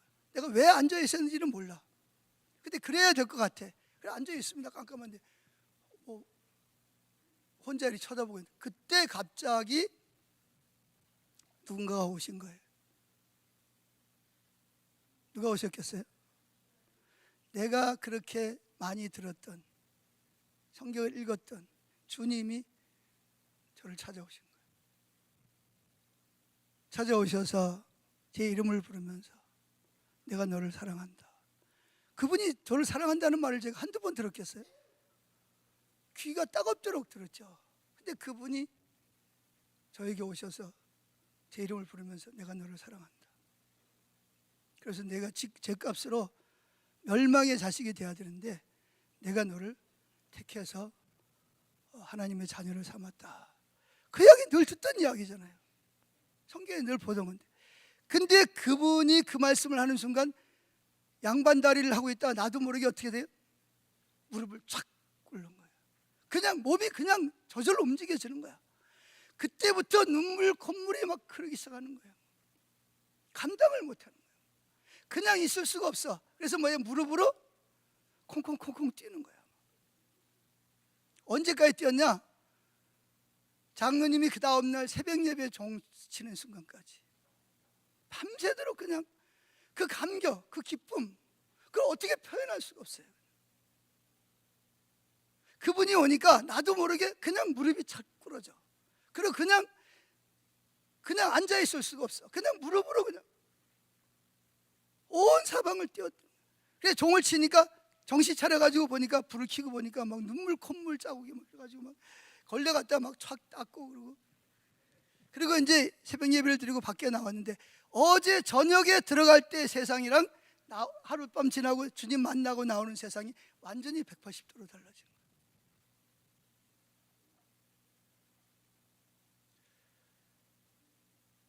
태양도 나를 향해서 웃어주고 노래하는 것 같고 모든 꽃이라든지 모든 것이 전부 다 나를 노래하고 나를 기뻐하는 것 같아요. 와, 이게 막 구름 위를 걸어가는 것 같아요. 그리고 특별히 신기한 것은 그분이 내 옆에 계셔. 그분이 나에게 말을 걸고 내가 그분에게 말을 하는 거야. 그래가지고 동네에서 영식이가 교회 다니더니 미쳤다고. 왜 그러냐면 혼자 걸어가면서 아무도 없는데 뭐라고 중얼중얼하고 이야기를 하고 하는 거야. 그러니까 이게 동네 사람들이 처음 보는 거잖아요. 그때 또 이 미친 사람들이 또 많았어요. 혼자 또 뭐 중얼중얼 하고 다니면서. 그러니까 이게 영식이가 졸지에 이제 그게 된 거야. 근데 저는 분명히 그분이 내 옆에 계셔요. 눈으로 보인다는 게 아니라 그냥 느껴집니다. 그러니까 말 한마디도 그분이 옆에 계신다고 생각하니까 말 한마디 행동 하나하나가 얼마나 조심스러운지를 몰라요. 그리고 특별히 뭐냐면 막 주님을 잊어버리고 막 친구들하고 막 뭐 누구 뭐 흉을 보거나 뭐 욕하거나 그러면 바로 그분이 뭐예요? 너 왜 그런 이야기 하냐? 바로 깨달아지는 거예요. 그럼 뭐예요? 즉시 그 자리에서 얘기하는 거예요. 아, 주님 잘못했어요. 용서해 주세요.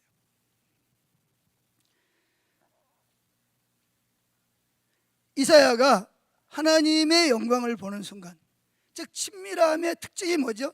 친밀함을 나누는 사람의 특징은 죄가 깨달아지는 거예요. 주님이 오시면 친밀함을 느껴지고 내가 어떠한 삶을 살았는지를 죄가 깨달아지는 거예요.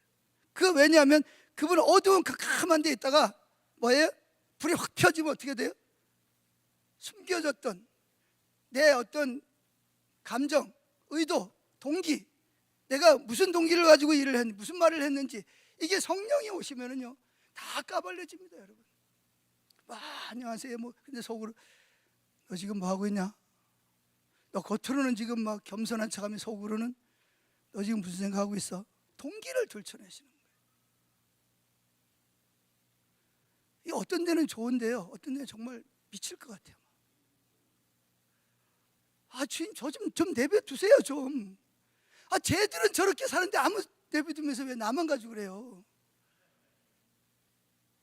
좋을 때도 있지만 뭐 제가 막 이렇게 막 들춰내고 그러니까 너무 막 더 이상은 이야기하지 않겠습니다. 자, 그래서 이 친밀함의 특징이 뭐냐? 친밀한 사람들의 특징은 뭐냐 하면 죄를 즉시 회개한다는 거예요. 그래서 우리가 하나님과의 친밀한 교제 가운데 있을수록 우리 자신의 죄가 더 잘 보여집니다. 반대로 우리가 하나님을 멀리 떠날수록 우리 자신의 죄는 안 보이고 누구 죄만 보여요? 잘하시네. 자기 죄는 안 보여. 누구 죄는 근데 다른 사람의 허물은 왜 그렇게 잘 보여? 그래서 예수님은 내 눈에 들보를 가지고 남의 눈에 뭘 빼겠다고? 티를 빼겠다고 그런다 그러잖아요. 이게 왜 그런 현상? 이거는 누구도 예외가 아니에요, 여러분. 목회자건 일반 성도건 기도를 많이 하는 사람 적게 누구나 주님과 친밀함이 없으면요, 주님의 임재가 없으면요, 자기 죄는 안 보여요. 근데 누구 죄는? 다른 사람의 죄는 기가 막히게 잘 보이는 거예요. 그래서 여러분, 겸손하려면 친밀하면 겸손해질 수밖에 없어요. 사도 바울을 보세요. 사도 바울이요, 처음에는요 갈라디아서 2장 6절 최초에 제일 빨리 쓰여진 거잖아요. 그 쓰여졌을 때는 뭐라 그러죠? 뭐 제일 먼저 쓰여진 건 아니지만 하여튼 그때는 나도 다른 12사도에 비해서 나 부족함이 없어, 그렇게 이야기를 합니다. 그런데 시간이 지나면서 자기를 뭐라 그러죠? 고린도전서 15장 9절에 보면 나는 교회를 핍박한 사람이야. 그래서 다른 사도들에 비해서 나는 뭐예요? 사도라 칭함을 감당치 못할 만큼 지극히 작은 자라고 표현합니다. 그러다가 또 에베소 3장 8절에 보면 나는 그 정도가 아니고 사도가 아니라 모든 성도 중에 지극히 작은 자보다 더 작은 자라고 자기를 인식합니다. 그런데 마지막에 디모데전서 1장 15절에 보면 뭐라 그러죠? 나는 죄인 중에 괴수라 그래요. 이게요, 영적으로 주님을 알아가면 알아갈수록 뭐하죠? 자신이 얼마나 하나님 앞에서 가치 없는 사람이라는 사실이 인식이 되는 거예요. 그런데요, 바리새인들을 보세요. 예수님 당시나 바리새인들은요, 특징이 뭐예요? 자기는 의인이에요, 의인. 근데 누가 문제예요? 우리 교회 문제는 나는 괜찮은데 저 인간 때문에 우리 교회가 문제야. 이거. 혹시 그런 분 여러분 교회에서 왜 그러냐? 친밀함이 없어서 그래요. 하나님의 임재가 없으니까 그러는 거예요. 하나님의 임재가 있으면요, 저 사람이 실수한 문제라도 내가 저 사람을 위해서 뭐하지 못한 것? 회개하고 제대로 양육하지 못한 거에 대해서 애통하면서 회개하게 돼 있어요. 물론 교훈을 가르쳐야죠, 바른 길로. 사랑하는 마음을 가지고. 아멘. 그래서요, 여러분들이 잘 아는 대로 사무엘상 24장 3절 이하에 보면 사울 왕이 뭐예요? 귀신이 들려가지고 누굴 죽이려고 그러죠? 다윗을 죽이려고 그래요. 다윗이 부하들을 거느리고 쫓겨다닙니다. 그래서 사울이 여기 나타나면 다윗은, 여러분 거기 가봤어요? 유대 나라의 그 동굴 광야 가봤어요? 가면요 이렇게 돼 있어요. 이렇게 여기서 여기 보면 얼마 안 돼. 근데 여기서 여기 가려면 어디를 가야 돼요? 밑으로 구렁으로 내려가가지고 다시 올라가야 돼. 이 다윗은요, 사울이 저기 나타나면 사울이 저기는 다윗은 이쪽에 와 있어요. 이 사울이 여기 오른 거예요. 그래가지고 이제 다윗을 쫓아왔는데 그때 마침 다윗은 다급해가지고 양을 감추는, 양을 갖다 양집을 갖다 집어넣는 깊은 굴이 있어요. 거기 들어가서 지금 웅크리고 지금 숨어 있는 거예요. 숨을 죽이고. 근데 그 앞으로 누가 옵니까? 사울이 3,000명의 정예 부대를 이끌고 가다가 갑자기 배에서 무슨 소리가 나요?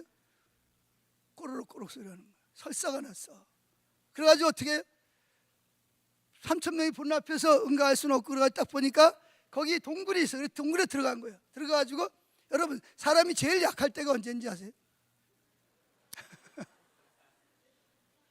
지금 까고 앉아있는, 더군다나 무슨 비대가 있는 것도 아니고, 무슨 뭐 이렇게 지금처럼 현대식 그것도 아니잖아요. 그죠?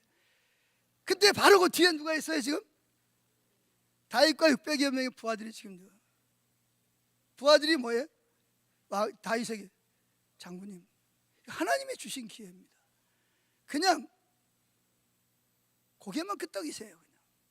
하나님이 저 사울 왕을 죽이고 당신을 왕으로 세울 수 있는 최고의 기회가 아닙니까? 근데 다윗은 가만히 있으라 그러고 뭐하죠? 살금살금 가가지고 다윗의 옷자락만 뺍니다. 왜 옷자락을 베었을까요? 사울도 왕으로 기름 부음 받았지만 다윗도 왕으로 기름 부음 받은 사람이에요. 다윗이 사울의 옷자락을 벤 이유가 뭘까요? 내가 당신을 뭐 할 수 있는데 죽일 수 있었는데도 불구하고 내가 안 죽였다. 근데 왜 당신 나를 쫓아다니냐? 나 더 이상 쫓아다니지 마라. 그렇게 하려고 옷자락을 베었습니다. 그래가지고 사울 왕이 볼일을 다 보고 나갔어요. 그때 사울 왕의 참 다윗의 마음속에 뭐가 임합니까? 내가 하나님의 기름 부으신 왕의 뭐를 베었다? 옷자락을 벤 거에 대해서 뭐예요? 회개합니다. 오 하나님, 제가 하나님의 기름 부은 왕의, 비록 정신 나가가지고 죄 없는 나를 쫓아다니긴 하지만 내가 저 기름 부음 받은 왕의 옷자락을 내가 베었나이다. 이게 왜 그럴까요? 이게 바로 하나님의 임재가 있으면요, 이 작은 일에도 죄를 깨닫게 되는 거예요. 즉시 뭐하게 되죠? 회개할 수밖에 없는 상황이 되는 겁니다. 그런데 이 바리새인들을 보세요. 에레미야 시대 때 그 사람들을 보세요. 그들은요, 자기들은 의인입니다. 의인. 그래서 예수님은 바리새인들 보고 뭐랬죠? 요한복음 8장 40절에 보면 너희는 너희 아비 뭐예요? 마귀에게서 났다. 그리고요, 마태복음 23장에 보면 화 몇 가지 화가 있다? 7가지 화를 말합니다. 히브리인들 중에서 7가지라는 말은 뭐죠? 완전 숫자입니다. 그러니까 너희들은 뭐예요? 정말 구제불능이라는 거예요. 그런데도 그들은 뭐라고 생각했어요? 자기들은 의인이라고 생각하는 거예요. 문제는 누가 문제예요? 저 율법을 모르는 저 백성들의 문제라는 거죠. 자기들의 죄는 전혀 못 봐요. 누구 죄만 봐요? 다른 사람들의 죄만 보는 거죠. 이게 왜 그러냐? 그 이유가 뭐냐면 하나님의 실제가 없는, 하나님의 임재가 없는 거예요. 그들이 여러분요, 일주일에 두 끼씩 금식하고요, 얼마나 많은 제사와 예물을 드렸습니까? 그런데도 불구하고 그들의 예배가 하나님과의 관계 속에서 드린 예배가 아니라 의식만 한 거지. 의식만. 자, 두 번째, 온 삶으로 예배할 때 하나님의 성령이 오시고, 성령이 오시면 하나님의 언약이 비춰집니다. 하나님의 비전, 하나님의 부르심, 하나님이 우리 교회를 어디로 인도하고 계시는지, 하나님의 마음이 어떠한지, 나를 향한 하나님의 의도가 무엇인지가 선명하게 비춰진다는 것입니다. 자, 어디를 보면 알 수 있냐면 이사야가 이제 그래서 회개를 합니다. 그때 하나님께서 이사야에게 뭘 보여주시죠? 이사야 6장 7절 8절을 보세요. 시작. 그것을 내 입술에 대며 이르되 보라, 이것이 내 입에 닿았으니 내 악이 제하여졌고 내 죄가 사하여졌느니라 하더라. 내가 또 주의 목소리를 들으니 주께서 이르시되 내가 누구를 보내며 누가 우리를 위하여 갈고 하시니 그때에 내가 이르되 내가 여기 있나이다, 나를 보내소서. 이사야는요, 예배할 때 하나님의 영광을 보는 순간 자기 죄를 깨닫고 회개하는 것뿐만이 아니죠. 그럴 때 하나님께서 천사를 통해 가지고 제단의 숯불을 가져다가 그의 입술에 대면서 이것이 닿았으니 내 죄가 용서받았다. 그러면서 중요한 것은요, 하나님께서 그 예배 중에 이 시대를 향한 하나님의 마음이 이사야에게 계시됩니다. 지금 하나님의 백성들이 하나님만을 섬겨야 되는데 바알과 아세라와 하나님을 동시에 섬겨, 하나님을 떠난 거예요. 그럼에도 불구하고 하나님은 그들을 사랑하셔서 그들이 하나님께 온전히 돌이켜야만 그들의 생명이 주어지기 때문에 그들을 돌아오기를 원하는 하나님의 마음과 열정이, 그리고 그것을 위해서 누가 우리를 위하여 갈고, 누가 내 마음을 알아서 저 백성들에게 가서 저들의 마음을 돌이켜 내게로 돌아오게 할고 하는 하나님의 그 갈망이 이사야에게 계시됩니다. 즉 하나님의 마음과 하나님의 의도와 하나님의 목적이 선명하게 계시되는 거예요. 그때 이사야가 뭐라 그러죠? 주님, 제가 여기 있습니다. 저를 보내세요. 제가 가겠습니다. 오늘날 많은 사람들이 예배, 하나님 앞에 하나님 믿고 예배는 하지만 뭐가 안 보여? 하나님의 의도와 의중과 목적이 안 비춰지는 거예요. 하나님 나를 지금 어디로 이끌고 있는지, 이 민족을 향한 하나님의 마음이 어떠한지, 우리 교회를 향한 하나님의 지금 우리 교회가 어디로 가야 될 방향이 뭔지를 잘 모르는 거예요. 왜 그러냐? 예배를 통해서 하나님이 임재하셔야 되는데 하나님이 안 오시니까 이게 하나님의 의도와 의미와 목적, 하나님 마음이 지금 어떤지 그게 안 비춰지는 거예요.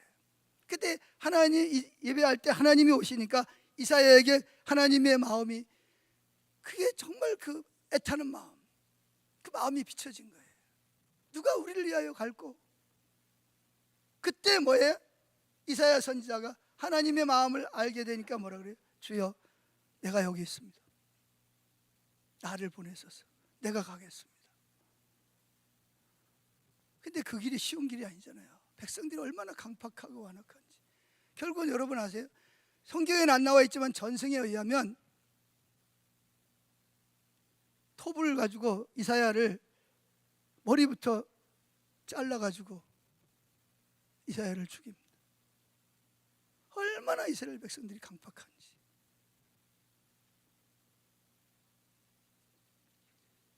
예수님 당시에 바리새인들도 마찬가지죠. 그들은요, 하나님의 마음이 어떤지를 모르는 거예요.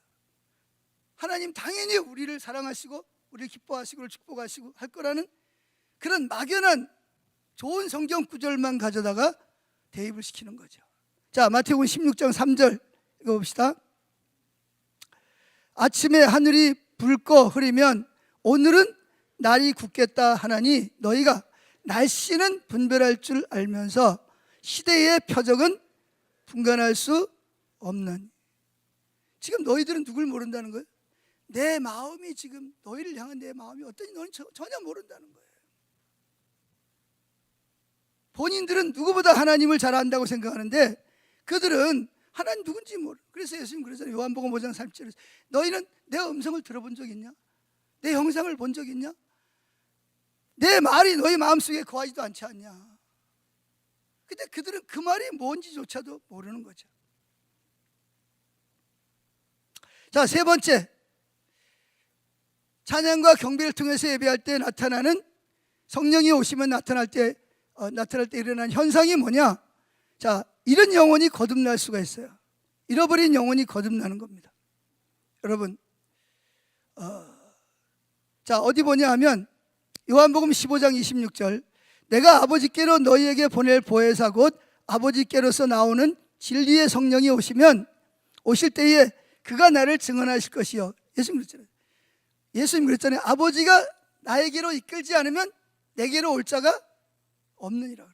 거듭나고 하나님 백성이 되려면 누가 오셔야 돼요? 그분이 오셔서 하나님 천지를 창조하시고 내가 얼마나 타락한 죄인인지, 그래서 예수님의 십자가가 필요하고 예수님이 나를 위해서 천국을 예비하고 계시고 성령으로 함께 하시는 것이 깨달아져야 뭐예요? 하나님 앞에 회개하고 예수를 믿고 의지하게 됩니다. 이게 성령이, 아무리 예수님이 우리를 위해서 인류를 위해 십자가에 죽으셨어도 성령이 오셔서 내가 죄인인 것과 내 죄를 위해 예수님 죽으시고 예수를 믿음으로 말미암아 내가 의롭게 된다는 것이, 그분이 오셔서 계시해 주지 않으면 누구도 예수를 믿을 수가 없어요. 그래서 뭐예요? 너희가 구원받은 것은 뭐다? 너희 행위로 구원받은 게 아니라 뭘로? 하나님의 은혜로. 그래서 구원을 뭐라 그래요? 선물이라는 거예요. 선물. 여러분이 특별해서가 아니에요. 그분이 특별해서 그분이 나에게 그걸 주신 거예요. 할렐루야. 그래서 여러분, 부흥이 일어날 때마다 나타나는 증거가 뭐죠? 부흥이 일어날 때 성경을 쫙 읽어보면 사람들이 술집에 와가지고 방산에서 술을 마시고 노름을 하고 그래야 되는데 사람들이 안 와. 그래서 물어봅니다. 왜 요즘 술 먹으러 안 왔더니 거기 갈 시간이 어디서 지금 교회 가서 예배드려야 되는데 이것들이 정신이 나갔나? 왜 술집에 안 오는 거야? 그래서 술집 주인이 도대체 교회 뭐 술집보다 더 재미있는 게 있나? 그래가지고 뭐예요? 교회 가서 구경하다가 뭐예요? 성령의 불을 받은 거예요. 자기 자신이 죄인인 것과 죄값으로 지옥에 갈 수밖에 없는 자기 자신의 죄가 깨달아지니까 그냥 그 자리에서 그냥 꼬꾸라져가지고 회개하고 술집이고 뭐고 다 때려치우고 예배드리는 거예요. 어떤 사람은 술 먹고 왔는데 마누라가 없어요. tuk탁하면 뭐 가는 보나마나 어디가 있어요? 또 예배드리러 갔지. 그래가지고 화가 나가지고 이걸 그냥 두나 보라. 그래가지고 그냥 내가 뒤져고 와야지. 그래가지고 교회를 갔어요. 들어가는데 설교를 하는데 무슨 말인지는 모르지만 성령이 확 임하니까 뭐예요? 자기가 지금 무슨 짓을 하고 있는지가 깨달아지는 거예요. 그 마누라 머리 끄들고 데려가려고 그랬는데 자기가 머리가 끄들겨가지고 그 자리에 엎드려가지고 그냥 뒹굴면서 막 회개하고 막 소리 지르고 막 난리가 나는 거예요. 이게 누가 하는 역사죠? 이게 하나님이 지금 여기 임하셨다는 증거입니다. 요즘에 가난한 교인들이 많다 그러는데 저는 가난한 교인들이 왜 많을까? 뭐 유튜브에 뭐 여러 가지 이유를 드는데 제가 보기에는 딱 한 가지로 요약할 수 있게 뭐냐? 하나님을 실제가 안 되기 때문에 그런 거예요. 하나님 만나야 되는데 하나님 못 만나니까. 여러분, 교회라고 뭐 교회를 오죽한 목욕탕을 했어요. 목욕탕. 교회는 의인들이 모이는 것이 아니요. 누가 모이는 거예요? 죄인들, 문제 있는 사람들이 모이는 게 교회예요.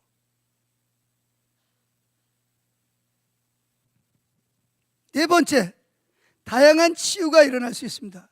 예배 시간에 진정한 예배가 일어나면 하나님의 임재가 곧 하나님의 능력입니다. 왜? 하나님 그분이 생명이기 때문에 성령이 오시면 그분을 통한 치유가 나타나게 되어 있습니다. 할렐루야. 우리 교회에 보면 얼마 전에 작년 가을에 11월 달에 새가족 초청잔치를 했습니다. 어떤 분이 교회를 나왔어요. 근데 그분이 폐암 환자입니다. 종양이 있어요. 그래가지고 교회 와가지고 열심히 예배드리고 뭐 제가 기도해 준 것도 아닌데 새가족 따로 예배드립니다. 이렇게. 근데 이제 그 폐암이 있어가지고 정기적으로 검사를 하러 가야 돼. 그래 그날도 정기 검사를 하러 갔는데 의사가 심각한 표정을 짓고 있는 거예요. 고개를 갸우뚱. 그러면서 하는 말이 혹시 다른 병원에 가서 치유받은 적 있으세요? 아니라고. 나 그런 적 없다고. 이상하네. 그 종양이 뭐예요? 이게 언제 없어졌는지 없어져 버려. 흔적도 없어져 버린 거예요.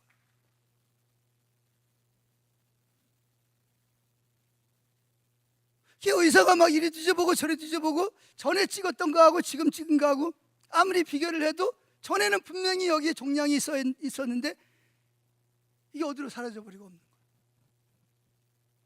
할렐루야. 그런가 하면 또 어떤 분은 변리사가 있어요. 서울대학교 나와가지고 변리사가 있는데 저는 변리사가 병아리 구분하는 사람이 변리사인 줄 알았어요. 제가 무식해가지고. 그래서 제가 그분 보고 변리사가 뭐예요? 그랬더니 그게 아니고 특허 그런 거 하는 거라고. 그래서 난 변리사가 병아리 구분하는 사람인 줄 알았다. 그때 그분이 어이가 없는지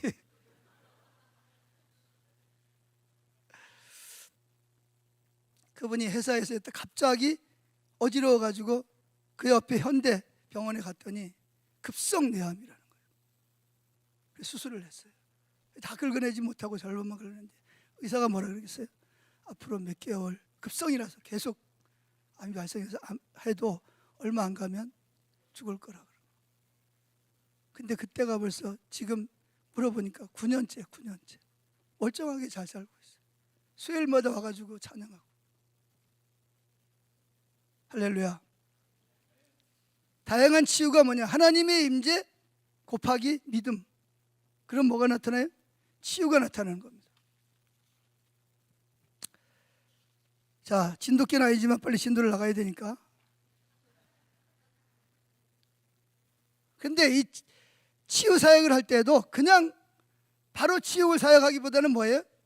먼저 하나님을 환영하고 찬양과 경배를 드리고 나서 치유 사역을 하면 놀라운 치유가 더 강력하게 나타나는 것을 볼 수가 있습니다. 물론 우리는 치유가 목적은 아니에요. 그런데 그분이 오시면 그분 스스로가 뭐예요? 생명이기 때문에 병이 있는 곳에 치유가 나타나는 거예요. 그러니까 하나님 나라에서만 일어날 일들이 지금 뭐예요?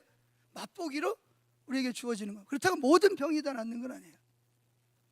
저희 집사람도 여기 올라오고 다 짐 챙겨놨다가 학군단 갔다가 와가지고 몸살이 나가지고 자기가 가면 폐만 끼칠 것 같다고 못 왔어요.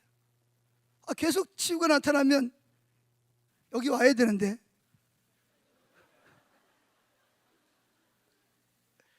제가 기도를 해줬어요. 근데 안 낫더라고. 그럼 그분이 하시는 건데 뭐 어떡하겠어요. 그런데 걱정하지 마세요.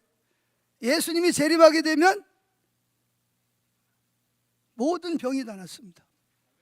아멘. 장애인도 건강한 사람이 되고 더 이상 병이나 귀신이나 억압이 없어집니다. 새하늘과 새 땅에는 거기는 뭐예요? 이리와 양이 같이 풀을 뜯고 어린아이에게 사자가 끌리고 병이 없어요. 할렐루야. 그런 때가 올 줄로 믿습니다. 자, 다섯 번째, 하나님 예배와 찬양과 경배를 드릴 때 하나님의 사랑이 깨달아지고 평강과 희락과 위로가 부어집니다. 로마서 14장 17절 읽어봅니다.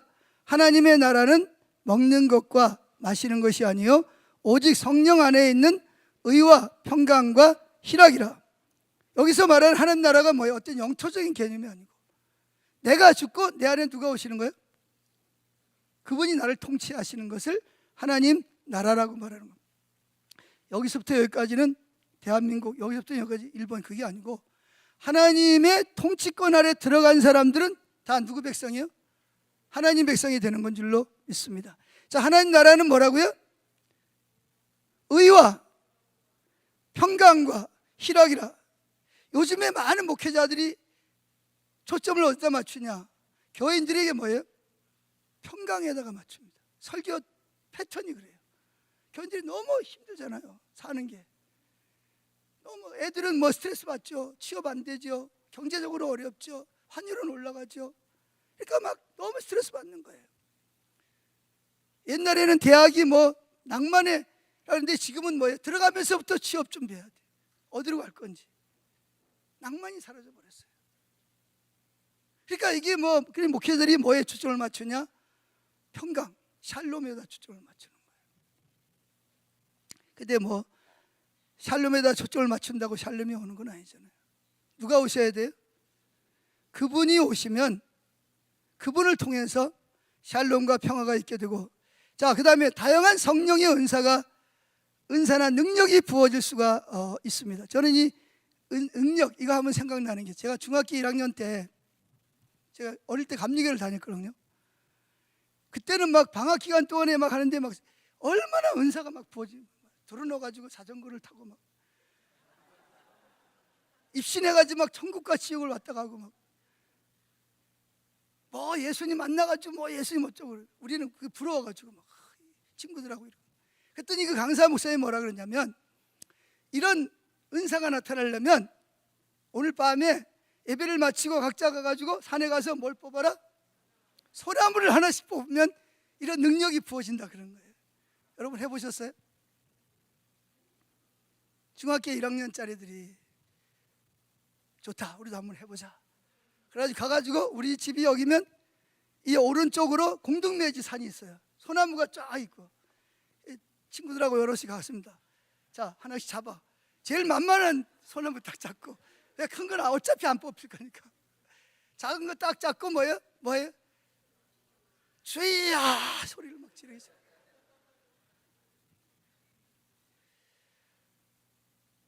어떻게 됐을 것 같아? 능력 받았을까요? 어떻게 알아?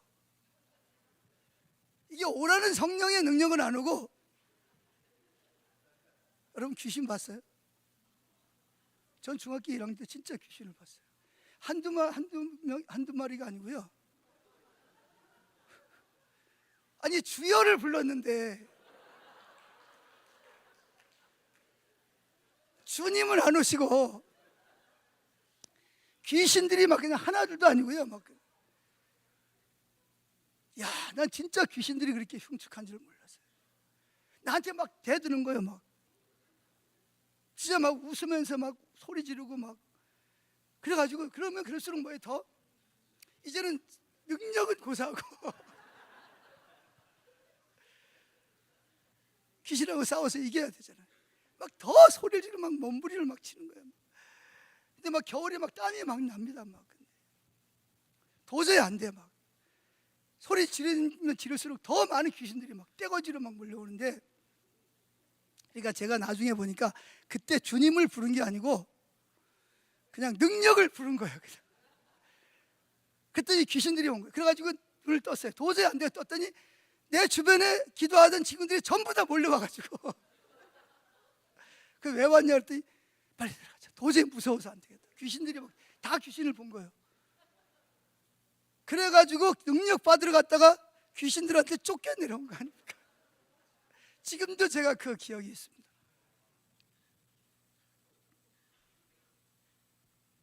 근데 우리가 하나님을 찾고 전짜 마음을 다해서 나누지 않으면 하나님을 찾으면 누가 오셔요? 주님이 오시면 오히려 왔던 귀신도 떠나가게 돼 있어요. 할렐루야. 그래서 우리가 이런 그 예배 가운데서 특별한 그래서 저는 어릴 때 들은 게 뭐냐면 40일 금식기도 몇 번 했다. 그래야 능력 받는다. 그 이야기를 막 귀가 따갑도록 들어가지고 나는 능력 받기엔 틀린가 보다.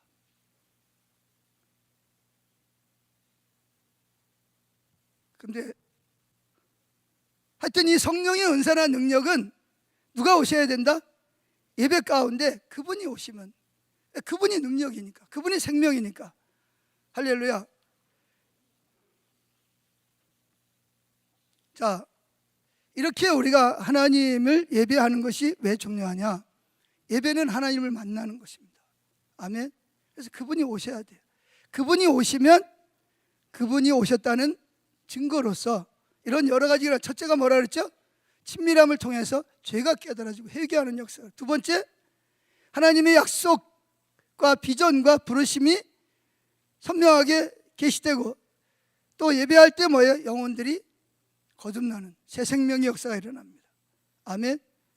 그 다음에 네 번째로 다양한 치유가 나타나고, 다양한 뭐예요? 기쁨과 위로와 평강이 주님을 통해서 주어지고, 마지막 여섯 번째는 뭐라고요? 다양한 성령의 은사가 나타나게 되는 줄로 믿습니다. 아멘. 자, 문제는 이제 여러분들이 지금까지 예배를 드렸는데 우리 교회 가운데, 우리 삶 가운데 우리가 올바른 그런 그 경배의 표현을 했는지, 더 나아가서는 내가 이렇게 하나님을 예배할 때 하나님이 생명으로 오셔서 우리 삶 가운데 그런 하나님의 실제가 우리 삶 가운데 나타나야 되는데 나타나지 않았다면 우리는 뭐예요? 성경이 말하는 참된 예배를 뭐하지 못했다는 거죠? 드리지 못했다는 거예요. 근데 이미 지나간 세월은 지나간 거고, 이미 2026년이 왔으니까 올해는 저와 여러분들이 개인과 교회 가운데 예배가 회복될 수 있기를 축복합니다. 그래서 이런 생명들이 저와 여러분 가운데 충만하게 나타날 수 있기를 예수님의 이름으로